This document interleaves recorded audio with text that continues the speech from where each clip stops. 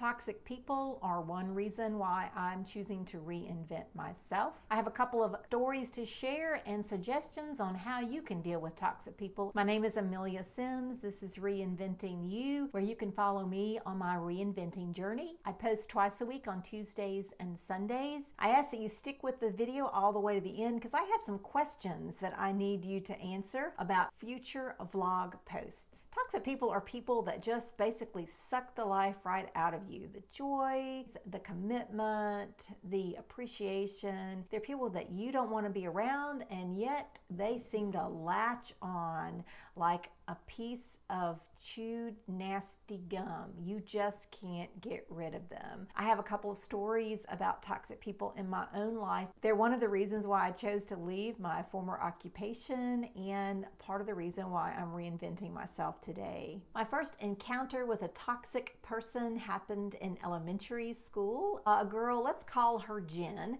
Jen moved to our town when we were in second grade, and we bonded over Holly Hobby, and she and I would wear actually Holly Hobby costumes, including the bonnets and the long dresses to school occasionally. By the time I got to third grade, I noticed that Jen would play these games. In other words, she'd be all friendly and everything as long as she was sort of the star of the show.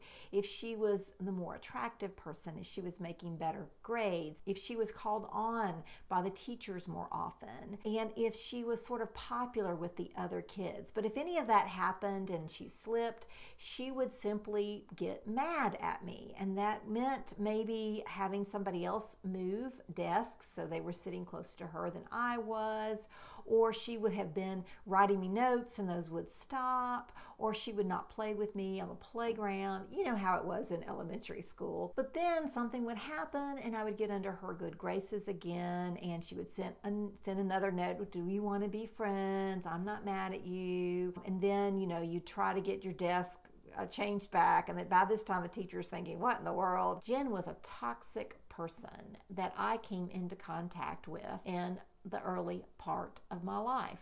She was somebody who tried to manipulate me, and it was really not any fun to be around her. In the last couple of years, I came in contact with a toxic person. And the thing about toxic people, I think, is that at first they sometimes seem like, quote, normal people, and it takes a long time, at least for me, it takes a long time for me to realize this person is not somebody I want to be around. This person came on the scene, and they were at my workplace, and they seemed like they had experience, they had knowledge, they had the best interests of the organization at their heart. And this was somebody that, I felt like it wasn't just an acquaintance, but somebody who could be a close friend. But it got to a point where I realized this person would find out information from other people and come to me. In the conversations with this, I sort of let slip that I was planning on retiring. And I think that just sort of made this person more toxic. They started trying to tell me how to do my job and making all kinds of suggestions.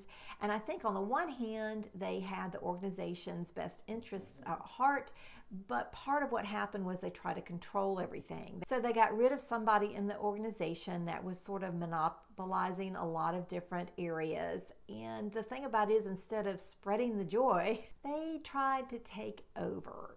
And I think that should have been the biggest clue. It's one thing to help out and clean house, but it's another thing to clean house and then set yourself up in their place. And my reaction was simply to sort of let this person alone and, not do anything about it, which is not the best way either to handle a toxic person. But I did notice toward the end, before I retired, that this person was not well liked by a lot of people and was really creating a kind of an atmosphere that was going to isolate this person eventually. Every time this person was in a meeting, there was drama. Finally, I caught this person in several lies. When I left, I was like, thank goodness I'm away from this toxic person. However, with my experience, both in elementary school and my previous job, obviously toxic people are not going away. I think that my main thing is to recognize who toxic people are. They are people who try to manipulate me for their own use and their own desires.